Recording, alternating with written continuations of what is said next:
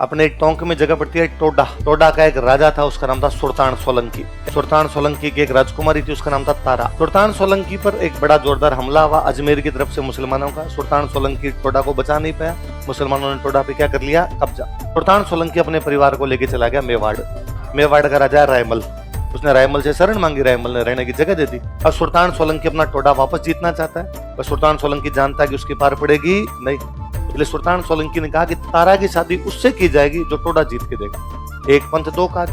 रायमल जी को इस बात का पता चला। रायमल जी के 13 बेटे थे, तो जयमल ने कहा मैं जीत दूंगा। रायमल ने सुल्तान सोलंकी को कहा भाई ये मेरा बेटा जयमल है, ये तुम्हें टोडा जीत के देगा। सुल्तान सोलंकी ने कहा सगाई तो आज ही पक्की, और जब टोडा जीत दोगे तब क्या कर देंगे शादी। एक दिन जयमल के दोस्तों ने जयमल को कह दिया, और भाभी जी से बात होती है कि नहीं होती है? जयमल ने कहा नहीं। क्या बात करते हो यार, इंस्टा पे भी कोई नहीं है।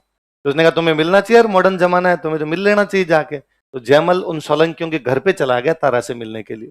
सोलंकियों ने मना किया कि भाई हमारे इस प्रकार का कोई रिवाज नहीं है, शादी से पहले हमारे यहाँ पर मिलते। जयमल ने कहा ठीक बदतमीजी है, एक तो तुम मेरे बाप के राज में बैठे और मुझे बता रहे हो क्या करना चाहिए क्या नहीं करना चाहिए। दूसरा, मैं तुम्हारा जवाई हूँ, मेरी सगाई हो चुकी है, और तुम मेरे से ऐसे बात करते हो, मैं मिलूंगा। सोलंकियों ने कहा जवाई साहब इज्जत के साथ वापस चले जाओ वरना दिक्कत हो जाएगी। जयमल ने कहा क्या कर लोगे? लड़ाई हुई, सोलंकियों ने मार दिया। ये अभी लिखा ना, सोलंकियों के खिलाफ लड़ता हुआ मारा गया। ऐसे एक पुरुष होने के नाते मैं ये बता नहीं सकता कि लड़की के चक्कर में काम आ गया था। अच्छा, ये बात पता चली रायमल जी को कि भाई जयमल को ऐसे से मार दिया, पर रायमल जी ने कहा नहीं कोई दिक्कत नहीं।